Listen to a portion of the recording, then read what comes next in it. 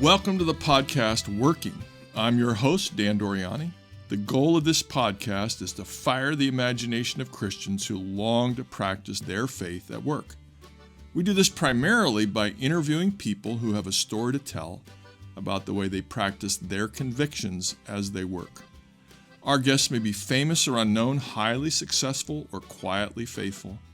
We meet doctors, athletes, broadcasters, librarians, presidents, intellectuals, politicians, journalists, leaders of startups, and more. This podcast is a production of the Center for Faith and Work St. Louis, which seeks to promote faithfulness in the workplace through education, discipleship, and narratives of believers who apply their faith at work. Today is part 2 of my interview with Jim Talent, a former U.S. Senator, Congressman, and currently a policy analyst for our government. The theme in this talk is the responsibility and privilege of exercising our roles in politics.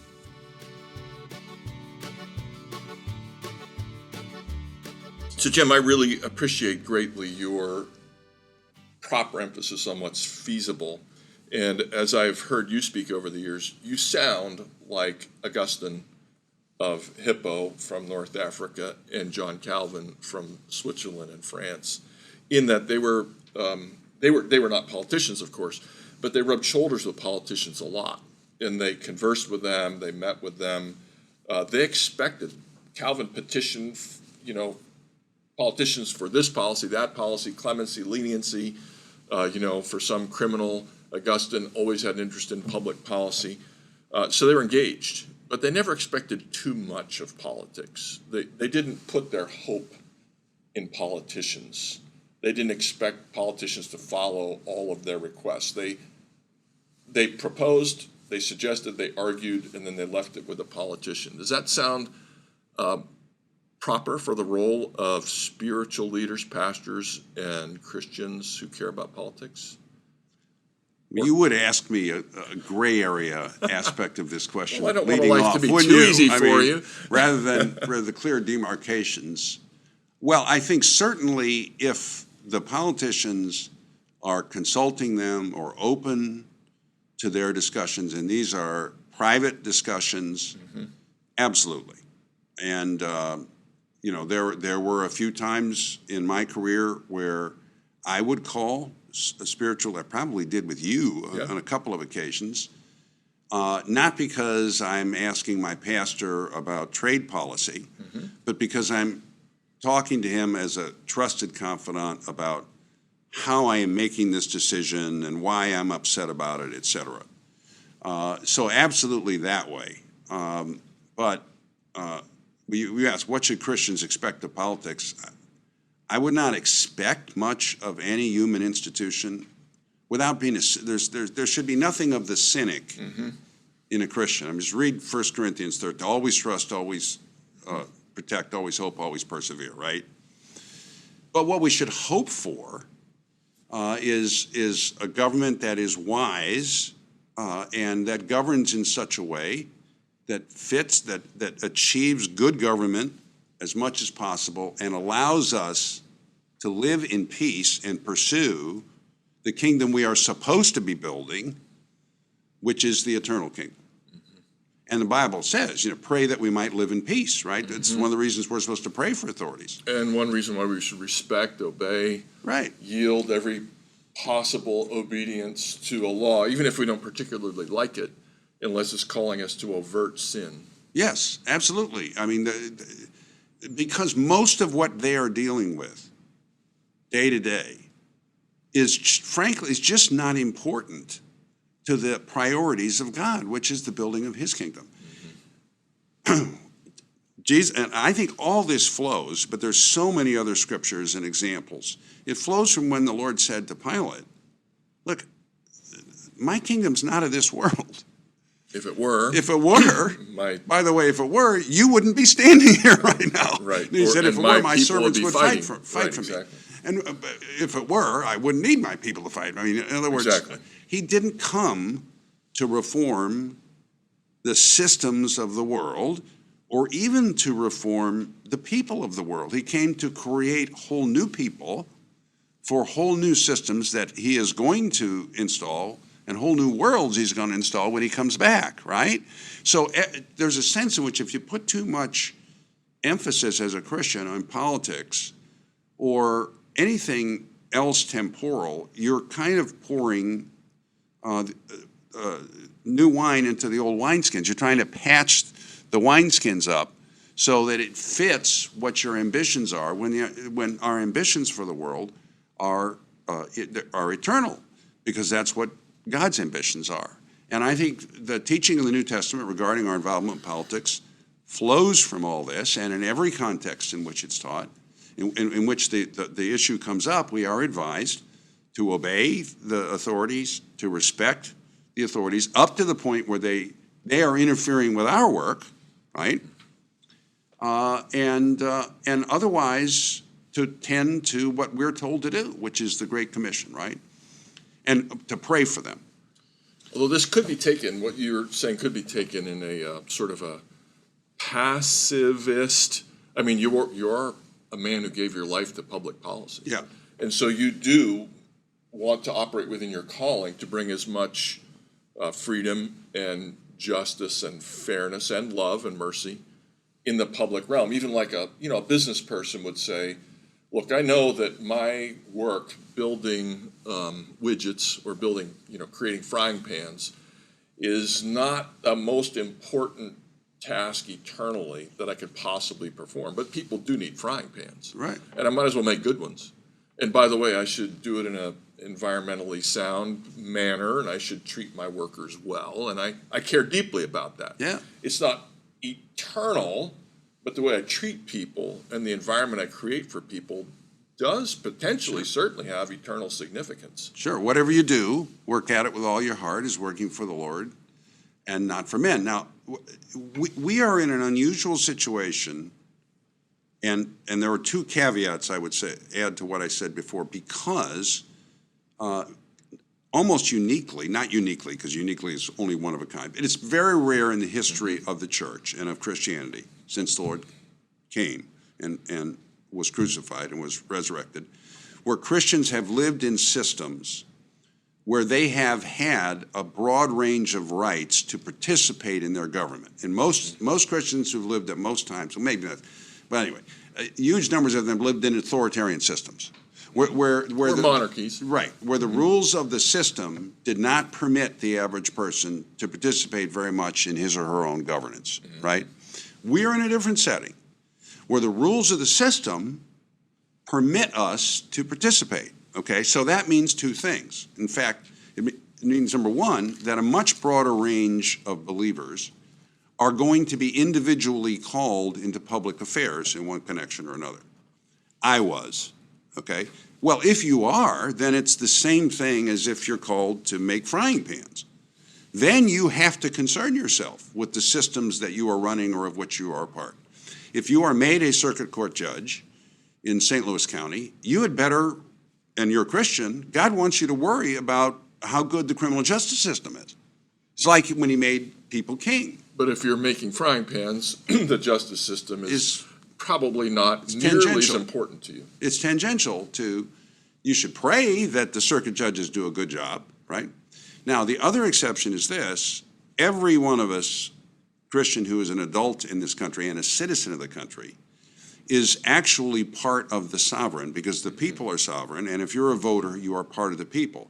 So God has given each one of us a little smidge of sovereign authority, which, like kings should exercise their authority, or, in kingdoms, right. The president should exercise their authority in a thoughtful way, with a servant's heart, mindful of God, etc. We should vote that way. Mm-hmm. So that doesn't dictate you vote for a particular party or candidate, but what I say to people is I do think it's the obligation of every Christian adult normally to cast a thoughtful vote. And we're going to disagree, just like non-Christians disagree about what that means, but be thoughtful about it.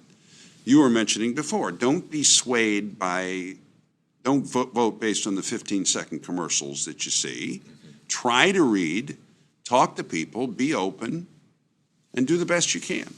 And have, as a former pastor, and now I still teach and preach widely, you have to make sure your people, that is to say people in your church, know what God's principal values are. Yeah.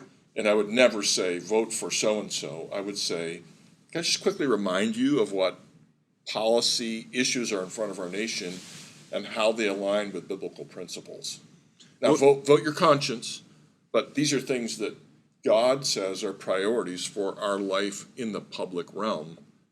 And you apply every couple of years, I would sort of give a 5-minute talk on Christians and politics. And it was always the same.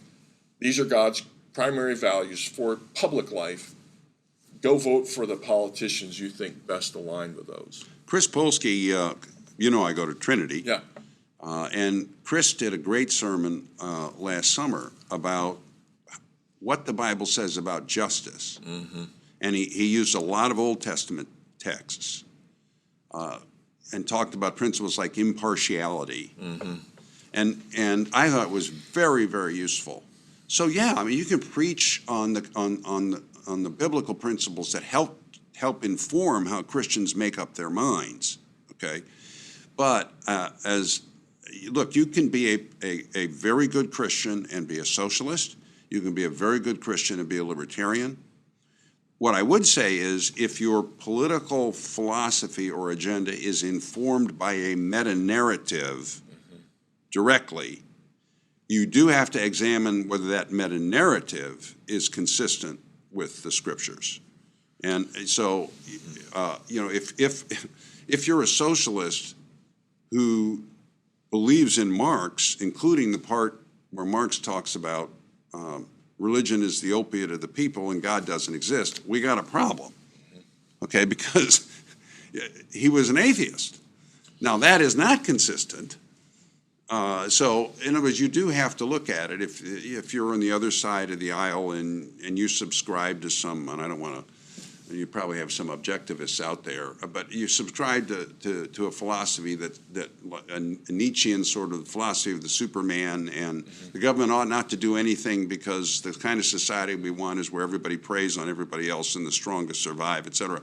You got a little problem with that from a biblical standpoint. But the main problem with that is not the political policies it causes you to support. It's that your perspective and framework of the world is not biblical, right? So you're differentiating between socialism in the sense, of agnostic, atheistic, Marxist socialism, as opposed to socialism as a system of economic planning. Right, exactly. And you could be a Christian and be a socialist, as long as you're not bringing in the assumption that humanity is the final goal, that there's nothing more than a delusion about God. There's no created order. There's no structured anything, and so we do the best. Now, I would argue, obviously, that if you really want the government to own and operate all the means of production, you'll have a poor economy. Right. The experience of the last 100 years has gone through you without stopping. Right. But since when do we think that our Christian brothers and sisters never make mistakes in certain areas? And that if they make an honest mistake in some important area, that therefore they're not a faithful. I mean, you make a stupid decision in buying a car, or something like that. I mean, it happens, right? Yeah, including political. Right. Let me go to the meta-narrative question, and this is coming. This question is coming. So atheists do tend to talk about meta-narratives. There is no God. There's no created order. Therefore, we make an order. It's up to us to decide what the parameters of reality are. We can, as Christians, we say there's male and female. And if there's no creator, there's no created order. And so male and female are what we decide they are. And if you or I decide we're women, then there's no order we're violating when we say that. That also applies in the realm of politics. Atheists tend to give political and social action a kind of ultimacy and a kind of primacy that we don't. They put their hope. We put our hope in Christ. They put their hope in law and social reform and political action. And so I have a quotation, which I sent you in advance, by a man named Ta-Nehisi Coates, who's a very forceful, very brilliant writer, atheist, political activist. And he wrote a book called Our 8 Years in Power about the Obama presidency. And he said, the need for purpose is embedded in our politics, which are not simply fights over health care, tax credits, and farm subsidies, but they're the search for meaning. And Jamie Smith, who's responding to that in one of his books and is a Christian philosopher, said, politics fills the vacuum God should fill for an atheist. If there is no God, any hope for justice is on us, and politics becomes the best engine to bring a kingdom of justice. So you have the atheist, politics is ultimate. You have Jamie Smith saying, as a Christian, if there is no God, I totally understand why politics would become the ultimate in a quest for a just society. So those are a couple quotations. I just want to see what you'd like to say about that. Yeah, I'd like to say something first, that my practical experience is that there are a huge number of atheists that I have known or known by reading, et cetera, who stand up more effectively and consistently for the idea for what they would call humanist type values, the value of people, the inherent dignity of people, the value of pursuing truth, that it's not relative. In fact, you probably read about or read in the intellectual dark web, which is a lot of people who are mostly, not all left of center, many of them are atheists who are standing up for these values very effectively and, frankly, much more effectively than many Christian writers do. Now, we recognize that at a certain level, as R.C. Sproul might say, they have their feet planted firmly in midair because the foundation isn't there. But I really think it's owing to them to say that. Now, well, what I would say, I guess, if I was talking to Mr. Coates, I have read some of his work, not a lot. I've read a lot about him and analysis and reviews of him, favorable and otherwise. I guess I would say to him, if this is all there is, okay, then why does justice even matter here? Because we're all going to be gone anyway. I would come at it from the standpoint of Ecclesiastes. It's all vanity anyway. It's all going to change. So why not just enjoy life? Exactly. Why not just, really what you're saying, if what you're saying is true, then what every individual ought to do, rather than working for justice, is get whatever he or she can get while you're here. I mean, why should I care about justice? If there's no right and wrong, if everything's going away anyway, it's all vanity. And so I would try and get him to examine his own presuppositions, because you are correct that many people who believe as he do argue, so on the one hand, because they're postmodern in their thinking, that concepts of right and wrong, I believe he's this way, certainly many people writing like he does are this way. Concepts of right and wrong are constructs that were created over time to oppress certain classes of people or certain ethnicities or races or whatever, but we should all get worked up about justice. Well, if there's no such thing as right and wrong, what? And Tim Keller's pointed out the deep incoherence of this line of thinking, right? And I think I would say to him, you know what, a person who's dealt with I've dealt with health care, I've dealt with tax credits, I've dealt with farm subsidies. They're actually quite important in the lives of real people. And I would say, are you forgetting the real people? How can you say health care doesn't matter? There are millions and millions of people whose lives depend on a good health care system. After the last year, he's telling me health care doesn't matter? And maybe, Mr. Coates, in your pursuit for just systems that you're talking about, you're kind of forgetting about the people. You know, it's people who matter. That's the reason we should care about justice, right? Right, because the system serves people. Yeah, and the I'd system say, is not self-perpetuating or self-authenticating. Examine your perspectives a little bit here. Are you basically saying, well, it doesn't matter what happens in healthcare as long as we're pursuing? What? And when one of the good things about being in politics as a candidate or in office, and whatever party or philosophy, you really cannot wall yourself off from all this stuff. You actually have to get out there and you actually meet people who are hurting or afraid for some reason. They write you letters saying, this policy is hurting me, and not just me as an individual, but a lot of small businessmen or Right. whatever it might be. I can write for a website or the New York Times, or I can be a pundit, and I come in and do my show, and I talk to other thinkers, and I tweet, and then I go have lunch with my friends, and then I go home, and I never meet any of these people. Mm-hmm. But, you meet people, you begin to understand this matters to them. So I absolutely deny that government policies are not important, that they don't have an impact on people. I mean, we can disagree about what kind of healthcare system is better for people, but we ought to be trying to do that. Yeah. It's all an attempt to immanentize the eschaton, right? Mm. And I understand when secular people, your question mentioned Ta-Nehisi Coates. Well, I assume Mr. Coates' perspective is temporal. So He's I understand. an atheist, right? Yeah, well, he's trying to immanentize the eschaton because this is all there is for him. That's all there is. It makes sense in his world, but our world is supposed to be different, right? So we're going to come to the rapid fire part of our interview, and that includes what is there? Politics is kind of a high glamour business. By the way, I'm being filmed. Everybody's watching me look at my notes. You're allowed. There's no rule against that. I'm looking at my notes too, so I know which questions we've covered and which ones we haven't. Well, these aren't quite the rapid fire. This is toward rapid fire. Okay. A lot of people think that politics is very glamorous and a wonderful job to have. And you're not just a politician. You do policy analysis now to a very large extent. But every job has its difficult sides. The concert pianist, the most glamorous job imaginable, but they practice scales hours on end, and so on. What's the non-glamorous, painful, take out the garbage part of being a politician?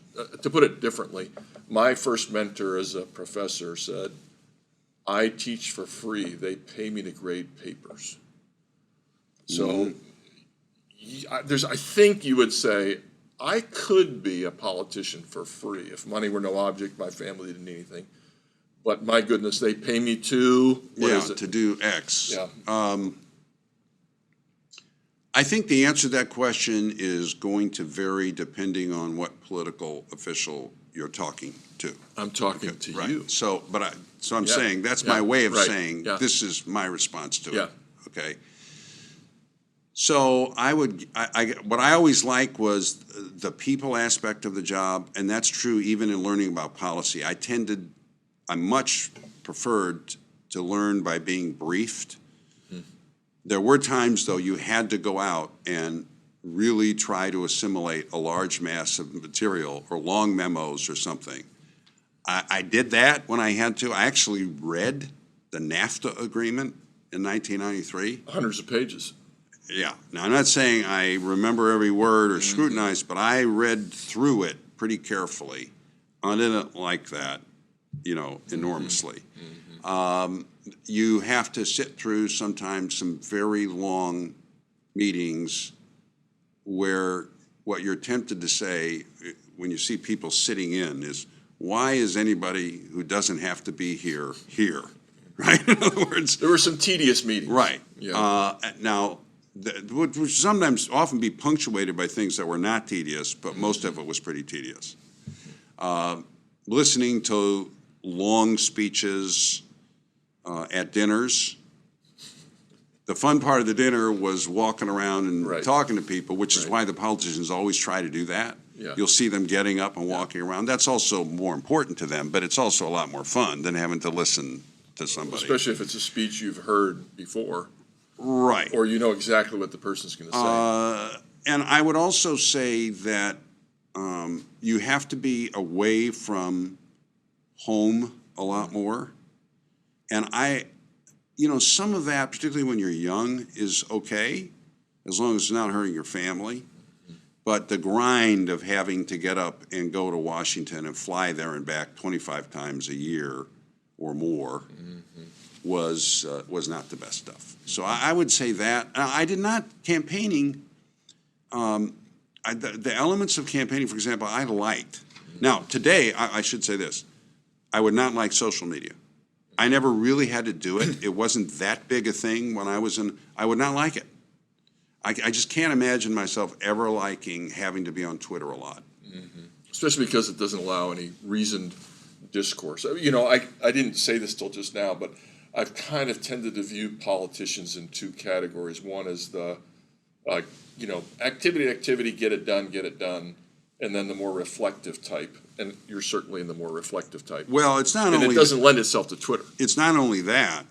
I think I'm pretty good at reading people, reading at least a small crowd. Which takes face-to-face. Right, and adjusting the message to try and persuade. You get to know the crowd. You read the body language. You can tell if people are stiff or they're leaning in. It's impossible smiling. in social media. Right. So you are reduced not only to words, but you are reduced to a short set of words. Mm-hmm. I think it is dehumanizing, and I think it inherently tends to encourage kinds of communication which is the most polarizing. Now, there are times to polarize. I don't want to sit here and tell you that I never got out there and gave a red meat speech.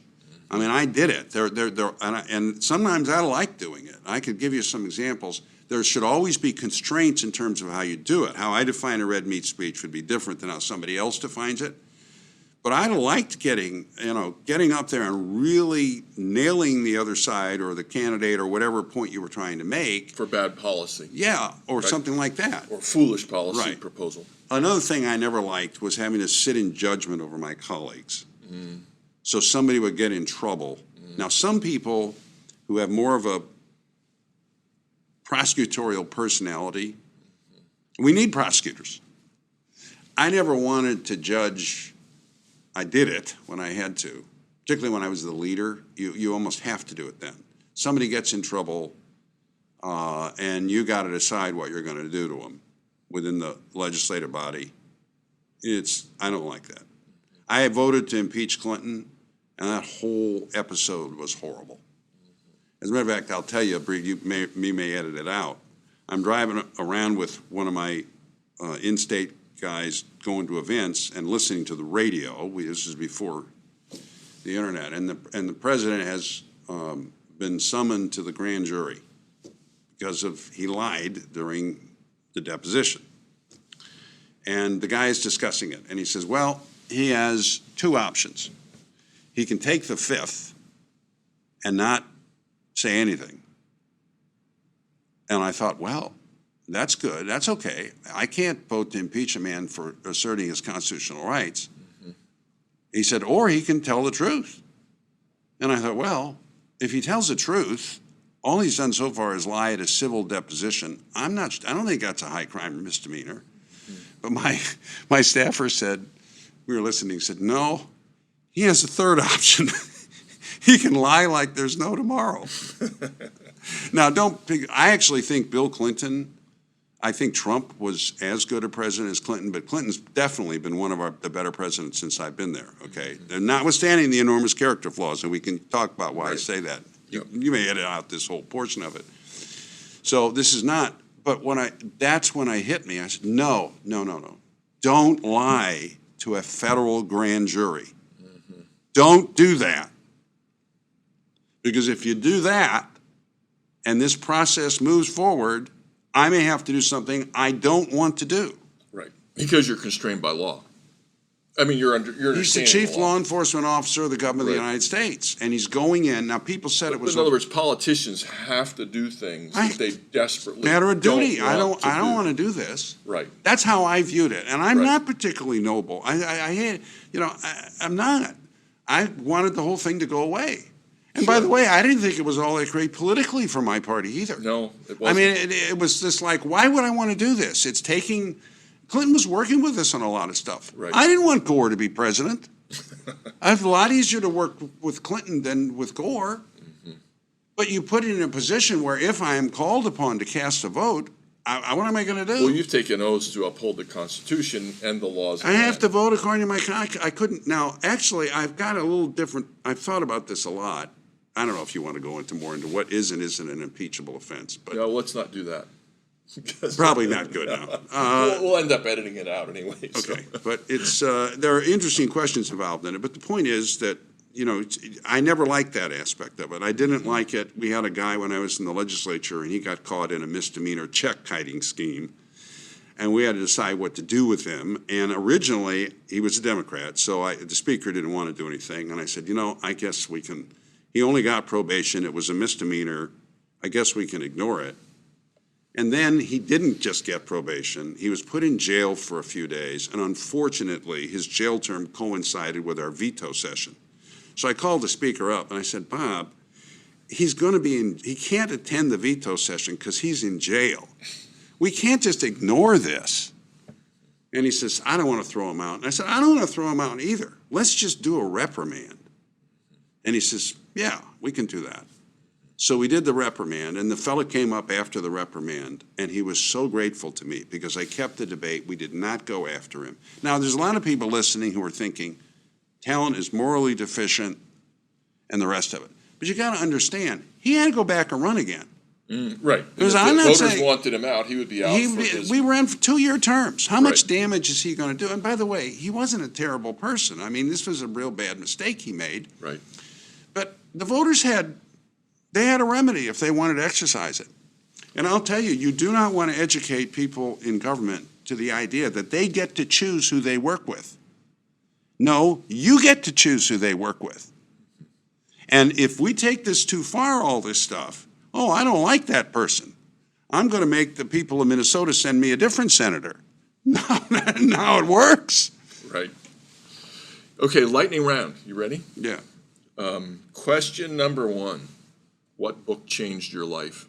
Other than the Bible, obviously you're a believer and you've quoted the Bible and made good use of biblical wisdom as best you can throughout your career, and you've shown you know and have memorized portions of the Bible that are germane. But what book, other than the Bible, has been transformative? Maybe you think of even somebody who's thinking about political work. What would you recommend? Well, I have to say that the other book, the book that was the next most formative for me, other than the Scripture, was a book called Say Yes by Luis Palau, How to Renew Your Spiritual Passion, which I read in the 90s. And the Holy Spirit, I've never read a book where the Spirit spoke to me more. And it was about how to live the Christian life by letting the Lord live it in you. Okay? It was all about, I have been crucified with Christ, and I no longer live, but Christ lives in me. The life I live in the body, I live by faith in the Son of God. And what does that mean as a practical matter?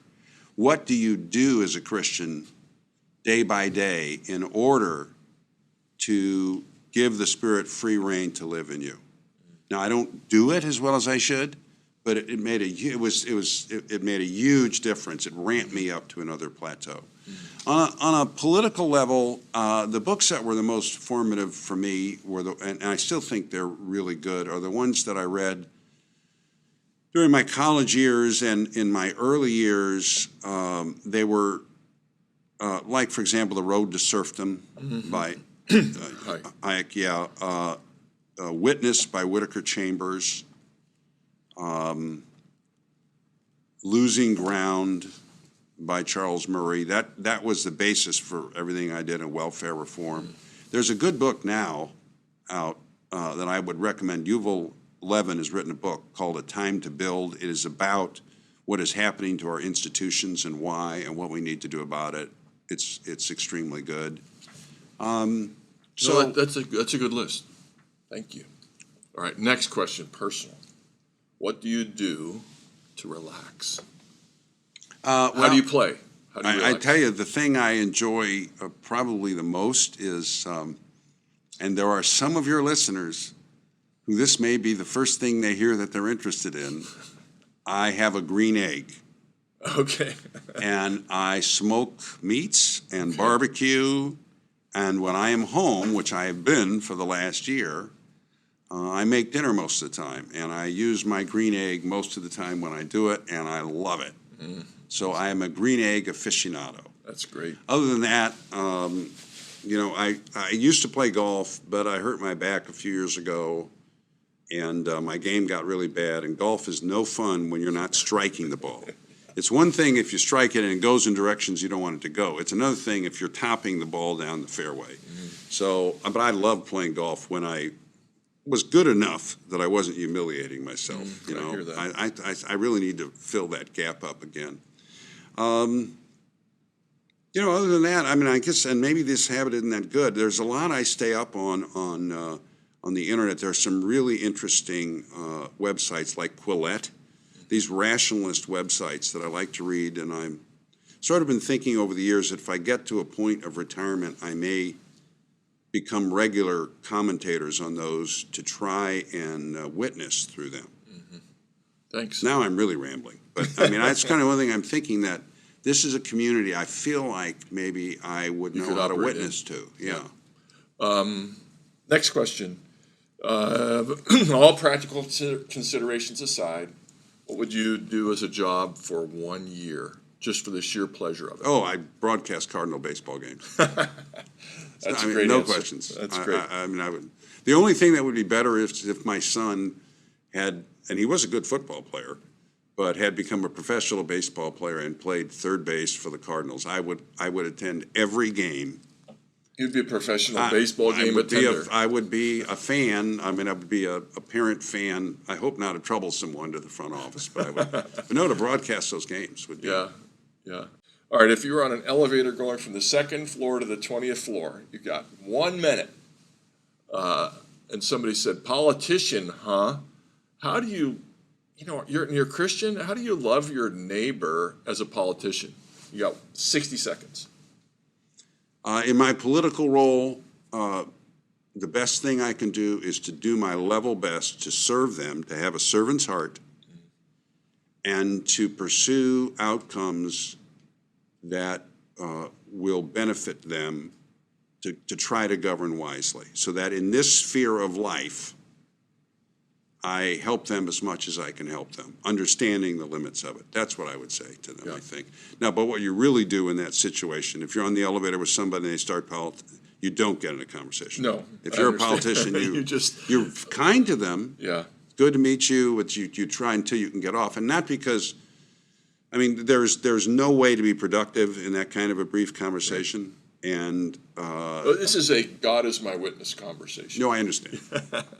All right, my last question. If you were a young aspiring politician who said, "What do I do if this happens?" You say, "Let's talk about the smile, weather." you be very kind to them. If they're a constituent, you say, "Call my office if I can help you." Give them a card or whatever. Yeah. Right. Yeah. Last question. Who should I interview next? Whoever you want to. No. I don't know. You're my consultant. You're my consultant. Who should I interview next? Who do you want me to interview? Oh, my gosh. And if it's a friend of yours, will you tell them I'm calling? Oh, yeah. I'm happy to do that. All right. So who would you So you want to interview interview people who have jobs that you think people might be interested in hearing about, huh? Yeah. I guess what I would say is, you've probably done this. Interview a small business person and ask them to talk about the challenges of running a small business and making that, and educating people who've never done it. Mm-hmm. I chaired the Small Business Committee for 4 years, and it was really enlightening to talk with people about the challenges of that. And I'm a huge believer in small business, not just for economic reasons, but because, as you know, Dan, it is an avenue of opportunity and fulfillment for people, and maybe especially for people who do not have the resources to go get credentialized, the way you and I did, because they're not getting a PhD in something. They may be smart enough to do it, but it's not a path for them. But on the other hand, maybe starting off working as a waiter in a restaurant and then owning a restaurant is a real possibility for them. And they have small business has an enormous capacity and freedom that corporations don't have to do real good for 10, 20, 30 people. The other day, I had dinner with a friend of mine, and one of his sons was there. And this fellow had all kinds of struggles of various kinds and was not doing well in college. And I hadn't seen the young man for about a year. In the meantime, he's gone to work, and I don't want to say anything identifying, but he's gone to work at a job that really plays to his gifts. It's a service job. It's not what the average person would think of as necessarily a great job. And I saw him the other day. There was a 100% difference in him. Because he got a good job. He got a job that fit him. Mm-hmm. And he was useful. And he was talking about all the people he worked with and how he was capable of dealing with some difficult people that others couldn't deal with. It was night and day. I remember my own experience. The first job I ever had when I was 16, I was the will call alterations boy, is what they actually called it. Tells you how long ago it was, at the famous bar in West County, Men's Clothing. I learned more in that year, Dan. Now, May Company was not a small business. Right.